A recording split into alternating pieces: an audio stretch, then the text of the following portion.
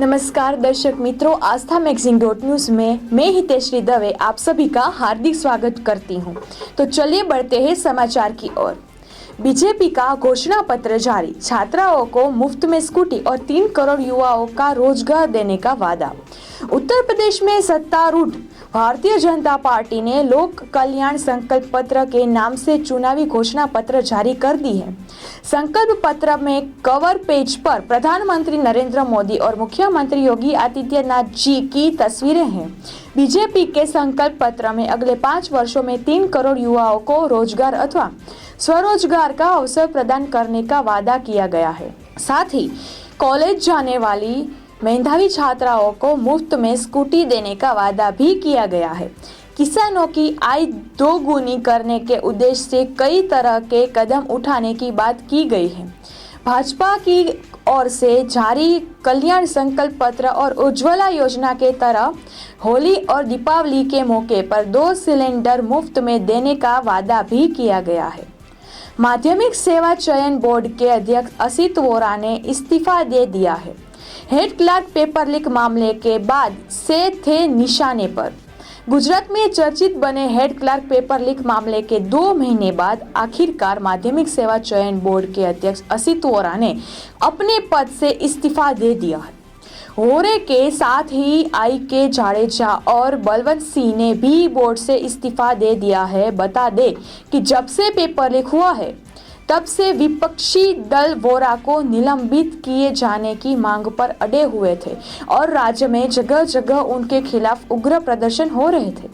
उत्तराखंड में अरविंद केजरीवाल ने कहा कि बीजेपी कांग्रेस बहुत हुआ, अब आपको दे मौका, 5 साल में राज्य को कर्ज मुक्त करेंगे। दिल्ली में सीएम और आम आदमी के संयोजक अरविंद केजरीवाल ने कहा है कि उत्तराखंड की जनता एक बार आपको मौका दे, क्योंकि राज्य का विकास आप कर सकती है। राज्य के सरकारी स्कूलों को बेहतर करके और बेरोजगारों को बेरोजगारी भुगता सके। राज्य में विकास योजनाएं शुरू की जाएगी और इसका लाभ बीजेपी और कांग्रेस के वोटर्स को भी मिलेगा। वहीं राज्य में सीएम कर्नल अजय कौठलिया ने कहा है कि पार्टी राज्य की राजधानी गैरसैंण को शिफ्ट करने की योजनाओं पर काम कर रही है। केजरीवाल ने कहा है कि एमएसपी पर जब तक केंद्र सरकार गारंटी नहीं देती है तब तक हम कोशिश करके एमएसपी राज्य सरकार दे। 100 रुपए के एक नोट पर खर्च होते हैं 15 से 17 रुपए। डिजिटल आने से आरबीआई को होगी भारी बचत। सरकार अपनी डिजिटल करेंसी 2023 की शुरुआत में लॉन्च कर सकती है। डिजिटल करेंसी से केंद्रीय बैंक को करेंसी नोट के ऑपरेशनल कॉस्ट में बड़ी बचत हो सकती है। भारतीय रिजर्व बैंक को करेंसी नोट की प्रिंटिंग, डिस्ट्रीब्यूशन और स्टोरेज पर करोड़ों रुपए खर्च करने पड़ते हैं। डिजिटल रुपया आने से आरबीआई को ऑपरेशनल कॉस्ट में काफ़ी बचत करने में मदद मिलेगी।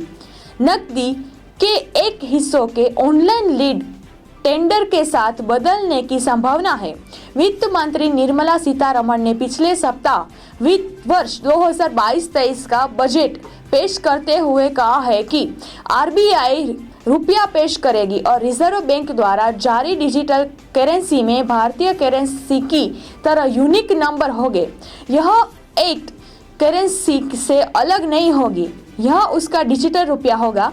एक प्रकार से कह सकती है कि यह सरकारी गारंटी वाला डिजिटल वॉलेट होगा।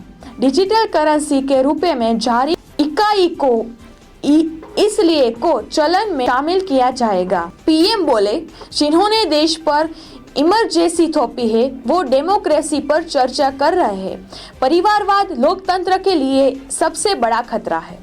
प्रधानमंत्री नरेंद्र मोदी ने आज राज्यसभा में राष्ट्रपति के अभिभाषण का जवाब दिया। मोदी के निशाने पर कांग्रेस रही। उन्होंने टच करके हुए कहा है कि जिन्होंने देश में इमरजेंसी लगाई है वो लोकतंत्र पर चर्चा कर रही है। इमरजेंसी में लोकतंत्र का गला घोट गया है। पीएम ने कहा, अगर कांग्रेस न होती तो देश पर इमरजेंसी का कलंक ना लगता। कांग्रेस न होती तो जातिवाद की खोई ना होती। कांग्रेस न होती तो सिखों का नरसंहार ना होता। मोदी ने परिवारवाद को लेकर भी कांग्रेस पर जमकर निशाना साधा। मोदी ने कहा, परिवारवाद और लोकतंत्र के लिए सबसे बड़ा खतरा है।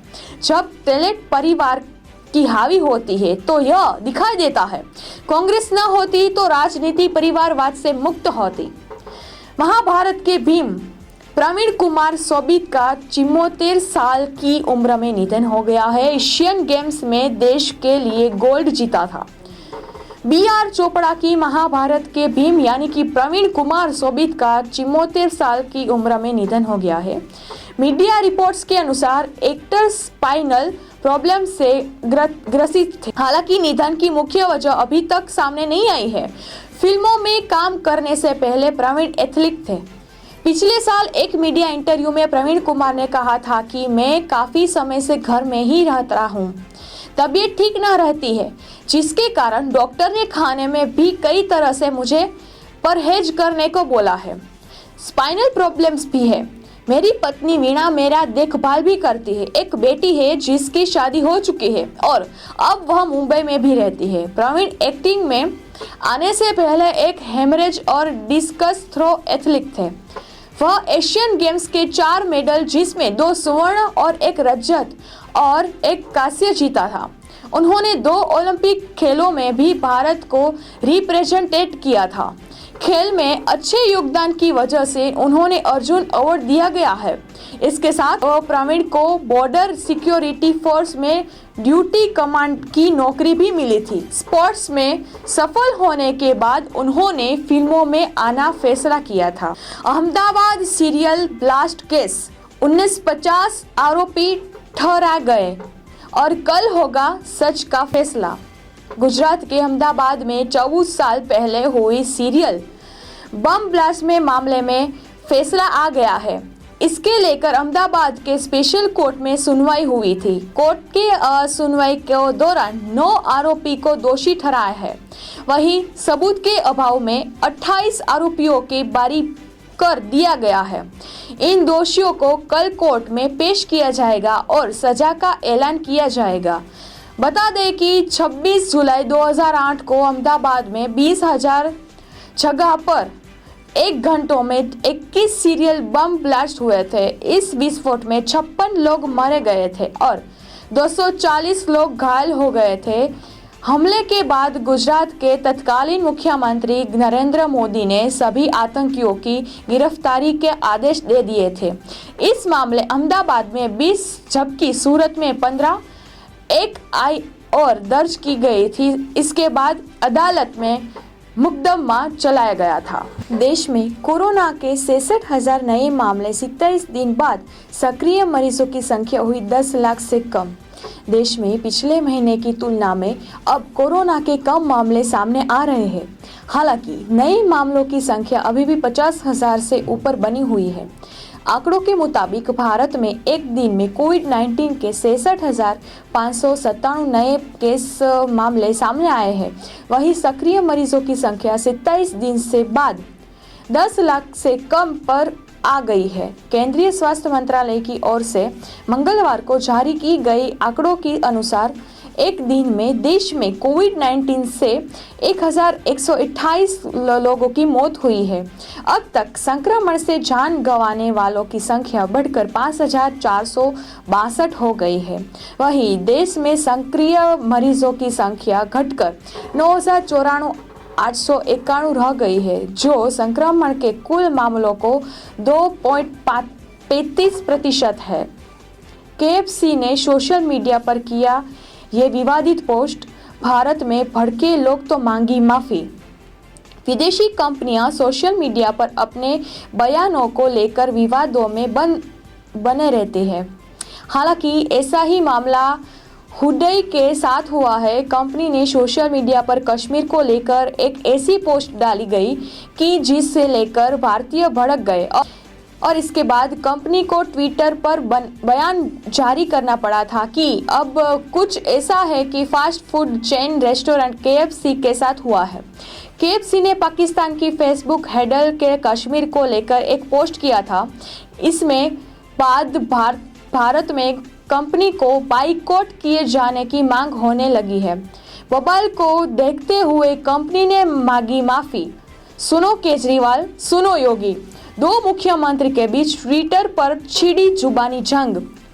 उत्तर प्रदेश विधानसभा चुनाव में 2022 में खुद को दूसरे से बेहतर साबित करने की ऑनलाइन जंग रोमांचक हो गई है।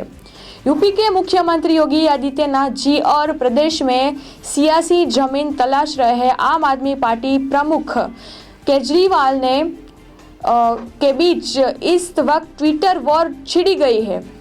पहले उत्तर प्रदेश के मुख्यमंत्री योगी आदित्यनाथ ने कई ट्वीट करके दिल्ली के सीएम अरविंद केजरीवाल पर हमला बोला था। फिर केजरीवाल ने उसका अपने अंदाज में जवाब भी दिया था। समाचार और देश विदेश की माहिती देखने के लिए आस्था मैगजीन.न्यूज़ को लाइक करें, शेयर करें और सब्सक्राइब करें। સંસ્કારોનું સિંચન કરતું પારિવારિક મેગેઝિન એટલે Aastha Gujarati magazine and digital web news portal. Aastha સમાચારોનું સચોટ માધ્યમ. વધારે માહિતી માટે વિઝિટ aasthamagazine.news.